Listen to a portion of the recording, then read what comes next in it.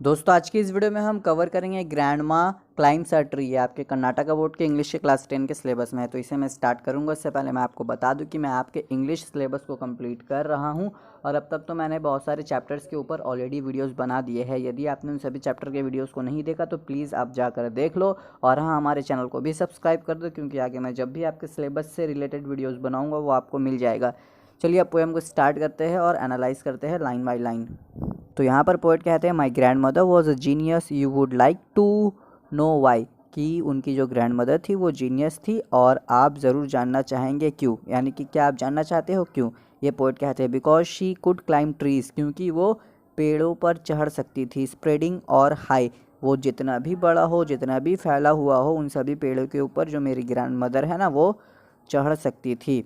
She would be up their branches in a trice and mind you, वो किसी भी पेड़ के ऊपर चढ़ सकती थी बिल्कुल आसानी से। And mind you when last she climbed a tree she was 62, क्या आप मानोगे कि जब मेरी ग्रैंड मदर लास्ट टाइम पेड़ के ऊपर चढ़ी थी ना तब वो 62 ईयर्स की थी। Ever since childhood she would had this gift, बचपन से ये जो गिफ्ट है यानी कि ये जो आर्ट है उनके पास पेड़ पर चढ़ने का, वो इनके पास बचपन से है।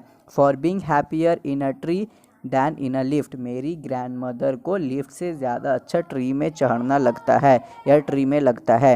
And though as years went by she would be told that climbing trees should stop when one grew old, सभी लोग ग्रैंड मदर से कहते हैं कि वो बड़ी हो रही है तो ये सभी चीज़ें करना उन्हें छोड़ देना चाहिए, उन्हें ये पेड़ पर चढ़ना छोड़ देना चाहिए।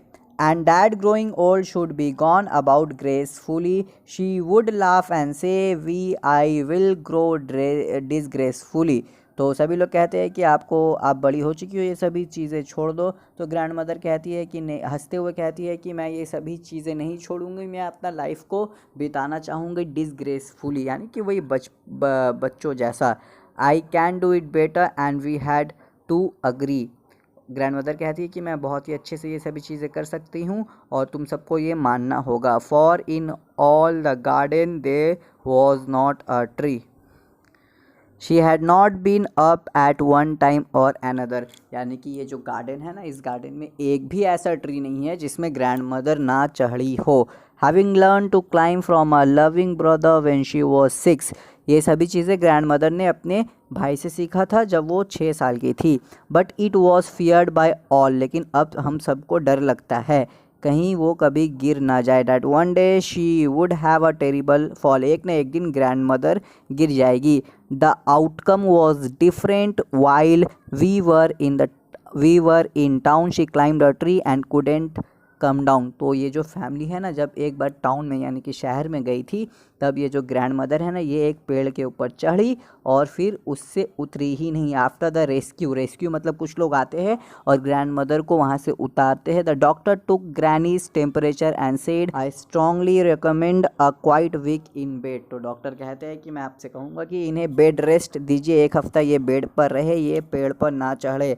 वी साइड विथ रिलीफ, यानी कि सभी लोगों ने चैन की सांस ली। And tucked her up well, और उन्हें बेड पर सुला दिया। Poor granny for her it was like a brief season in hell, granny के लिए वो जो सीज़न था ना वो बिल्कुल जहन्नम के तरह था, यानी कि जो नर्क होता है वैसा। क्यों? क्योंकि वो बाहर नहीं जा पा रही थी और ना ही वो पेड़ पर चढ़ पा रही थी। Confined to her bedroom while every breeze whispered of summer and dancing leaves, यानी कि समर का सीज़न आया, सब मौसम बहुत ही बेहतरीन था, लेकिन जो ग्रैंडमा है वो अपने बेड पर थी। But she had held her peace till she felt stronger, then she sat up and said are ill here no longer, तो जब वो धीरे धीरे ठीक होने लगी, जब वो स्ट्रॉन्ग फील करने लगी तो वो कहने लगी कि मैं अब यहाँ पर नहीं बैठूंगी, मैं यहाँ पर नहीं लेटूंगी और ज़्यादा। And she called for my father and told him undaunted, तो अब जो ग्रैनी है वो बच्चे की माँ यानी कि पोएट के फादर को बुलाती है और यानी कि अपने बेटे को बुलाती है और कहती है कि मैं अब यहाँ पर नहीं रेस्ट करूँगी। That house in a tree top was what she now wanted, और वो कहती है कि मुझे एक घर चाहिए ट्री के टॉप में यानी कि पेड़ के ऊपर। My dad knew his duties, he said that's all right, you will have what you want dear, I will start work tonight, वो जो फादर है वो कहते हैं कि आप टेंशन मत लीजिए, मैं कर दूंगा, आज रात ही मैं काम स्टार्ट करता हूँ, आपको मिल जाएगा जो आप चाहती हो। With my expert assistance, he soon finished the core, made her a tree house with windows and a door। तो ये जो माई है दोस्तों, माई एक्सपर्ट, यहाँ एक्सपर्ट कौन है, यहाँ पोएट है, यानी कि फादर अपने बेटे की मदद से, यानी कि पोएट के मदद से बहुत ही जल्द वो घर बना लेते हैं। और house with Windows and a door, और उस घर में जैसा कि सभी घर में होता है, ट्री टॉप पर है घर, लेकिन उसमें विंडोज़ और डोर है। So granny moved up and now every day I climb to her home with glasses and tray.